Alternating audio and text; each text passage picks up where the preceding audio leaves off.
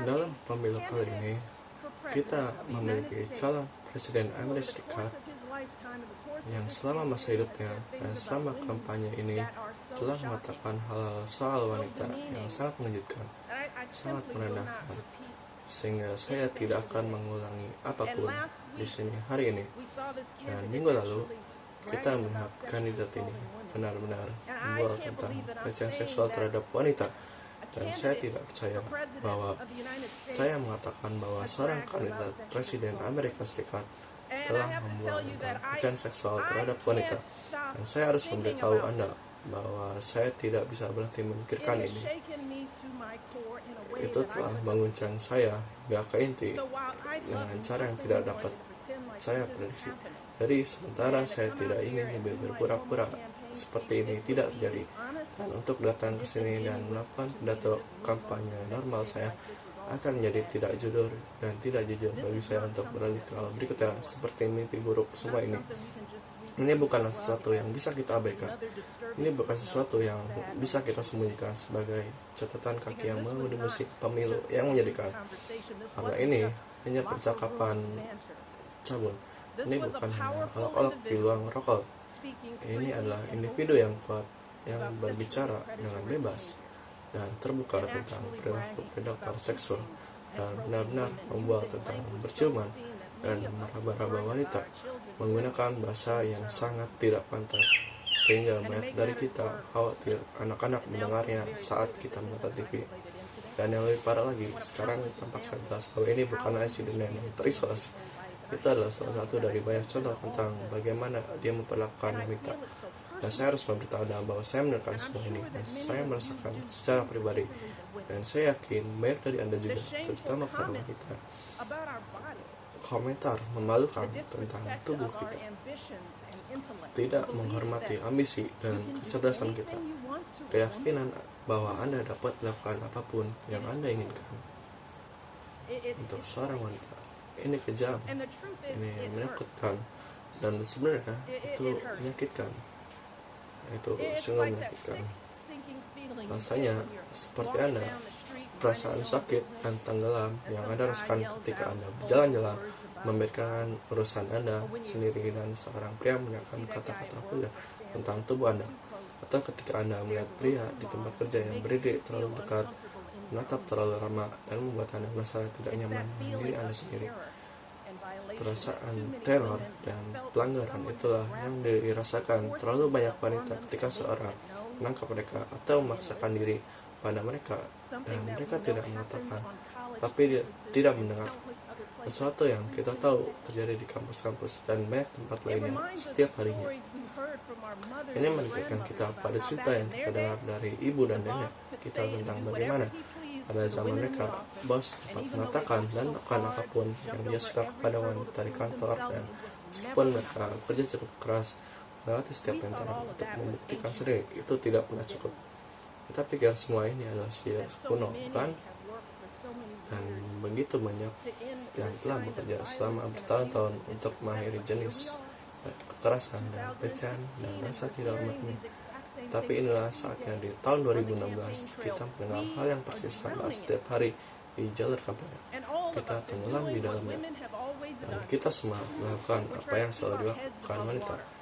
Kita berusaha menjaga kepala kita tetap di atas air, mencoba melewatinya, mencoba pura-pura seperti ini tidak terlalu mengganggu. Mungkin karena kita pikir bahwa mengakui betapa beratnya itu sakit membuat kita sebagai wanita terlihat lemah. Mungkin kita takut menjadi begitu rentan. Mungkin kita sudah terbiasa menahan emosi ini dan tetap diam, karena kita telah melihat bahwa orang seringkali tidak mempercayai kata-kata kita. Atau mungkin kita tidak ingin percaya bahwa masih ada orang di luar sana yang menganggap rendah kita sebagai wanita. Terlalu banyak yang memperlakukan ini sebagai tajuk berita hari ini, seolah-olah kemarahan kita berlebihan atau tidak beralasan, seolah ini normal, hanya politik seperti biasa. Tapi New Hampshire memperjelas ini tidak normal. ini bukan politik seperti biasanya. This is disgraceful. Ini memalukan, itu tidak bisa ditoleransi, dan tidak masalah Anda berasal dari partai mana, Demokrat, Republik, Independen, tidak ada wanita yang pantas diperlakukan seperti ini. Tak satu pun dari kita pantas menerima pelecehan semacam ini. Saya tahu ini kampanye, tapi ini bukan tentang politik. Ini tentang kesopanan dasar manusia.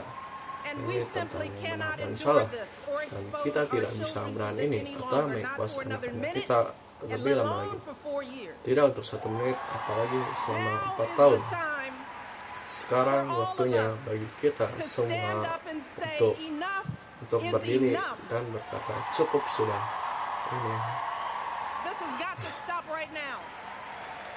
Ini harus diberhentikan sekarang.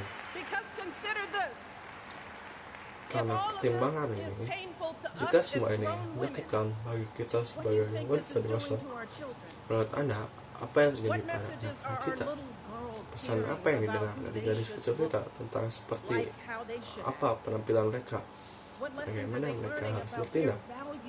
Pelajaran apa yang mereka pelajari tentang nilai mereka sebagai profesional, sebagai manusia, tentang impian dan aspirasi, dan bagaimana hal ini memengaruhi pria dan anak laki-laki di negara ini.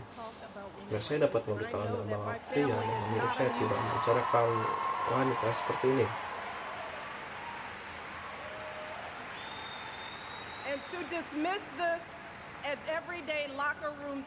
Dan mengabaikan ini sebagai pembicaraan ruang ganti sehari-hari adalah penghinaan bagi pria yang baik dimanapun.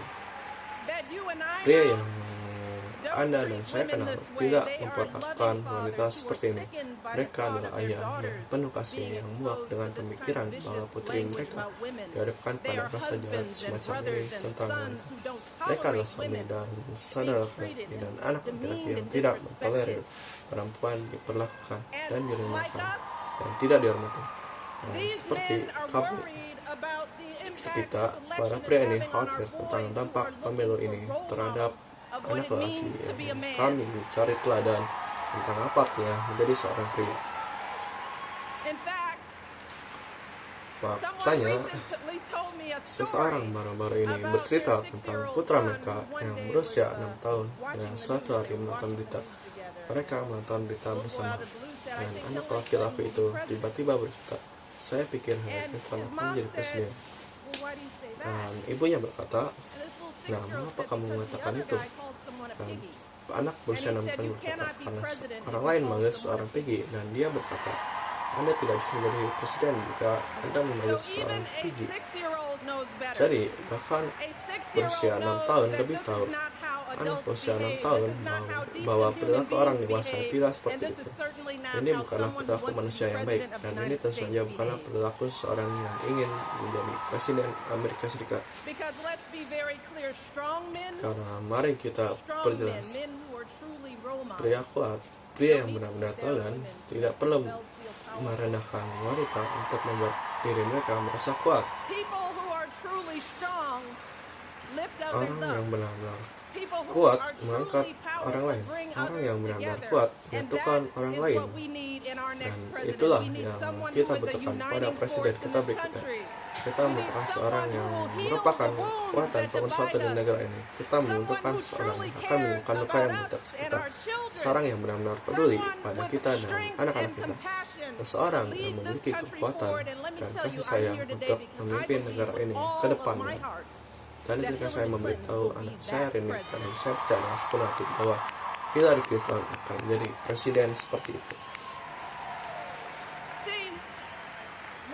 Lihat, kami tahu bahwa Hillary adalah orang yang tepat untuk pekerjaan itu, karena kami telah melihat karakter dan komitmennya tidak hanya dalam kampanye ini, tetapi juga sepanjang hidup. Faktanya adalah bahwa Hillary mewujudkan begitu banyak nilai yang kami berusaha keras untuk ajarkan kepada pemuda. Kami memberitahu anak-anak muda, kami kerja keras sekolah, dapatkan pendidikan yang baik.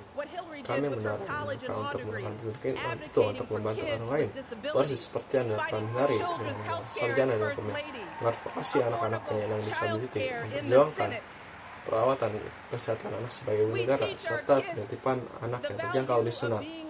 Kita mengajari anak-anak menjadi pemain dalam sebuah tim yang dicontohkan Hillary ketika dia kalah dalam pemilu 2008 dan benar-benar setuju bekerja untuk lawannya sebagai Menteri Luar Negeri.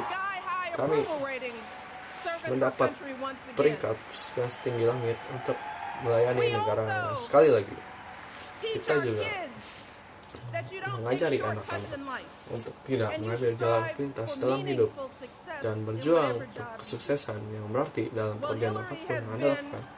Hillary pernah menjadi pengacara, profesor hukum, ibu negara Farsas, ibu negara Amerika Serikat, sekretaris juga sekretaris negara, dan dia telah berhasil dalam setiap hal memperoleh lebih banyak pengalaman dan exposure presiden daripada kandidat manapun dalam hidup kita.